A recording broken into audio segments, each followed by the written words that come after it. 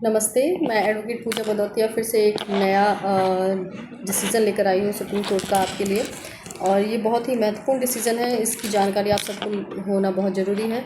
आपसे एक गुजारिश है कि आप वीडियो पूरा देखें, क्योंकि आप लोग उस पॉइंट से रिलेटेड जिस पॉइंट पर मैं वीडियो बनाती हूँ बहुत सारे सवाल करते हैं, ऐसे सवाल जिनके जवाब इस वीडियो में होते हैं। अगर आप पूरा वीडियो देखेंगे तभी आपको पूरी जानकारी मिल पाएगी जिसको आप कहीं यूज़ कर सकें। मैं आपके लिए इतनी मेहनत करती हूँ, आपके बेसिक नॉलेज के थ्रू कानूनी प्रक्रियाएं जो होती हैं, जो डिसीज़न है, जो आपके व्यक्तिगत और सामाजिक तौर पर आपकी कहीं ना कहीं आपके नोन के बेनिफिशियल होंगे, यूजेबल होंगे, आपकी यूटिलाइज़ कर सकते हैं, आप उनको अपने उपयोग में ला सकते हैं दैनिक दिनचर्या में। उनके लिए मैं ढूंढ के लेकर आती हूँ, लेकिन आप पूरा वीडियो नहीं देखते हैं। आपसे गुजारिश है कि पूरा वीडियो देखें। ये मैटर है अनुसूचित जाति और जनजाति अधिनियम की, यानी कि SC/ST एक्ट, जिसको आप शायद सब लोग जानते होंगे इसके बारे में। SC/ST एक्ट के तहत अग्रिम जमानत, यानी कि आपका इसको बोलते हैं एंटिसिपेटरी बेल का महत्वपूर्ण फैसला आया है, जिसमें सुप्रीम कोर्ट ने बहुत महत्वपूर्ण फैसला दिया है। SC/ST अधिनियम और अग्रिम जमानत, पहले मैं जान लेते हैं थोड़ा सा अग्रिम जमानत किसको कहते हैं, यानी कि एंटिसिपेटरी बेल। ये धारा 438 ऑफ CRPC है। जैसे कि आपको जब भी संदेह हो जाता है कि आपके खिलाफ कोई कानूनी कार्रवाई हुई, यानी कि FIR दर्ज हुई है जो कि गैर जमानती वारंट की धाराओं के साथ में है, और आपको गिरफ्तार किया जा सकता है, पुलिस आपको कभी भी गिरफ्तार कर सकती है, तो आप डिस्ट्रिक्ट कोर्ट से या हाई कोर्ट से अपनी अग्रिम जमानत ले आते हैं किसी अधिवक्ता के थ्रू, यानी कि एंटिसिपेटरी बेल ले आते हैं धारा 438 के तहत CRPC में, ताकि आप जैसे ही वो बेल आपको रिलीज़ हो जाती है, उसी वक्त से आपको पुलिस अरेस्ट नहीं कर सकती है।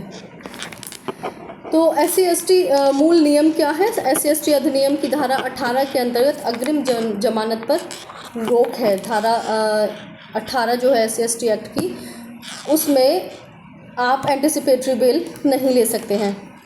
अपवाद है। अपवाद क्या है? यदि प्रथम दृष्टया अपराध बनता ही नहीं है तो अग्रिम जमानत दी जा सकती है, यानी कि FIR में ऐसी धाराएं लिखी गई हैं जिनसे आपके ऊपर कोई SC/ST एक्ट का अपराध नहीं बन रहा है, तो ही आप एंटिसिपेटरी बेल ले सकते हैं। ये कहना है मुख्य न्यायाधीश BR गवई के नेतृत्व में 3 जजों की बेंच का फैसला था। देख लेते हैं कि मामला क्या था। FIR में लगाए गए आरोपों की प्रथम नज़र में जांच, यानी कि केवल आरोपों को पढ़कर ही न्यायालय प्रथम दृष्टया निष्कर्ष निकाल सकता है, यानी कि FIR के धाराओं को देखते हुए और अपराधों का जिक्र जो FIR में हुआ है, फर्स्ट इंफॉर्मेशन रिपोर्ट में हुआ है, उनको देखते हुए ही यह अनुमान लगा सकती है कि क्या इसमें एंटिसिपेटरी बेल दी जा सकती है या नहीं। ये मैटर चल रहा है SC/ST एक्ट के तहत। साक्ष्य विश्लेषण या मिनी ट्रायल अनुमत नहीं है, यानी कि इसमें मिनी ट्रायल या साक्ष्य का एविडेंस ट्रायल नहीं किया जा सकता है। एंटिसिपेटरी बेल देने के टाइम पर न्यायालय को साक्ष्य के दायरे में जाने या मिनी ट्रायल का संचालन करने की अनुमति नहीं है। एंटिसिपेटरी बेल देने के समय निर्धारित करने के समय कि दी जानी चाहिए या नहीं, आप कोई ट्रायल नहीं चला सकते। सिर्फ आपको FIR को देखना होगा और उसमें लगी अपराध धारा के तहत ही यह सुनिश्चित करना होगा कि आप एंटिसिपेटरी बेल दे सकते हैं या नहीं। उद्देश्य क्या है SC/ST एक्ट के, वो जान लेते हैं। यह कानून अनुसूचित जाति और जनजाति के लोगों की सामाजिक आर्थिक स्थिति में सुधार के लिए बनाया गया था, जो समाज में एक कमज़ोर वर्ग रहे हैं। सर्वोच्च न्यायालय के तहत यह बोला गया था, और नागरिक अधिकारों की रक्षा, अपमान से सुरक्षा और उत्पीड़न से सुरक्षा के लिए तहत ये अधिनियम बनाया गया था। इसमें एक मामला है, एक केस है किरण बनाम राजकुमार जीवराज जैन केस, जिसमें सर्वोच्च न्यायालय ने बॉम्बे हाई कोर्ट के अग्रिम जमानत आदेश को रद्द कर दिया था, यानी कि बॉम्बे हाई कोर्ट ने जमानत दे दी थी, एंटिसिपेटरी बेल दे दी थी, जिसको सर्वोच्च न्यायालय ने इस केस में रद्द कर दिया था। आरोप था कि महाराष्ट्र विधानसभा चुनावों में विशेष उम्मीदवार को वोट न देने पर शिकायतकर्ता और उसके परिवार पर हमला, जाति सूचक गालियां दी गई थी। उच्च न्यायालय की गलती क्या रही थी, यानी कि हाईकोर्ट की गलती क्या थी इसमें, बॉम्बे हाईकोर्ट की वो जान लेते हैं। उच्च न्यायालय ने गवाहों के बयान का मूल्यांकन करके और उस आधार पर राय देकर कि कुछ विसंगतियां थीं, कोई अपराध नहीं बना, एक स्पष्ट गलती की थी। यानी कि जहां मैंने अभी आपको बताया कि अगर एंटीसिपेटरी बेल देनी है या नहीं देनी है, इसका सुनिश्चित करना है कोर्ट को, तो वो मिनी ट्रायल नहीं कर सकती है। सिर्फ एफआईआर की अपराध धारा को देखकर ही उस पर डिसीजन ले सकती है एंटीसिपेटरी बेल के लिए। लेकिन यहाँ हाई कोर्ट ने ये गलती की थी कि उसने एक मिनी ट्रायल करवा लिया था, गवाहों के बयान ले लिए थे, उन पर मूल्यांकन किया था। धारा 18 ऑफ SC/ST एक्ट के प्रतिबंध को अनदेखा करके दी गई अग्रिम जमानत एक स्पष्ट अवैधता और न्यायिक अधिकार क्षेत्र की त्रुटि थी, यह कहना था सर्वोच्च न्यायालय का। SC/ST एक्ट अधिनियम की धारा 18 का महत्व क्या है, ये जान लेते हैं। धारा 18 ऑफ CRPC की धारा 438 यानी कि एंटीसिपेटरी बेल के आवेदन को स्पष्ट रूप से बाहर करती है। यानी कि आपकी एक लेमैन भाषा में मैं आपको बताऊं तो सेक्शन 18 ऑफ SC/ST एक्ट जो है वो साफ साफ बोलती है कि CRPC की 438 धारा जिसके तहत एंटीसिपेटरी बेल दी जाती है वो यहाँ काम नहीं करेगी। यानी कि जिस पर भी SC/ST एक्ट लगता है वो अग्रिम जमानत नहीं ले सकता है, एंटीसिपेटरी बेल धारा 438 के तहत नहीं ले सकता है।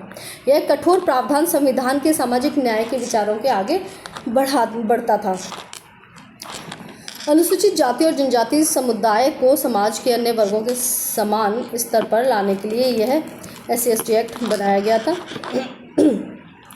लेकिन इसमें अब जिस उद्देश्य से मैंने ये वीडियो बनाई वो ये है स्पष्ट तौर पर कि जो अग्रिम जमानत आप नहीं ले सकते थे वो अब सर्वोच्च न्यायालय ने उसका रास्ता साफ कर दिया है। आप अग्रिम जमानत के लिए अप्लाई कर सकते हैं, एंटीसिपेटरी बेल के लिए अप्लाई कर सकते हैं अगर आप पर कोई SC/ST अपराध लगा है धारा 18 के तहत।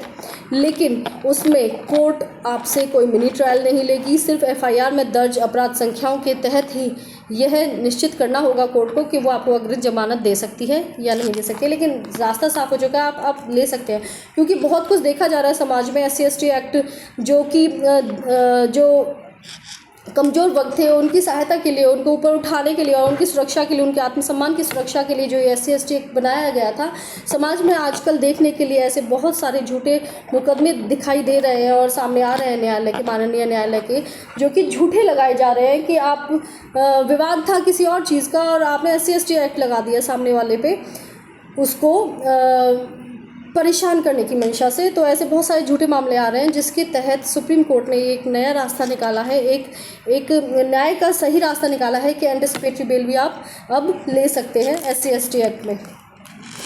कानूनी ज्ञान जो है इसमें यही था जो मैंने आपसे अभी साझा किया है।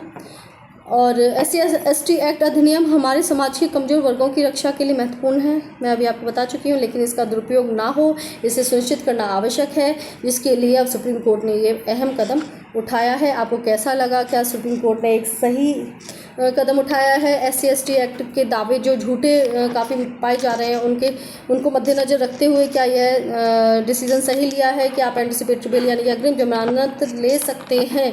अगर आपके पास आपके ऊपर ये कोई केस ऐसा लगा है तो क्या यह डिसीज़न सही है? आपकी राय क्या है? कमेंट बॉक्स में ज़रूर बताएं। मेरा वीडियो लाइक ज़रूर करें, चैनल को सब्सक्राइब करें और ज़्यादा से ज़्यादा शेयर करें लोगों को, ताकि वो जागरूक रहें अपने कानूनी अधिकारों से, सामाजिक तौर पर और व्यक्तिगत तौर पर।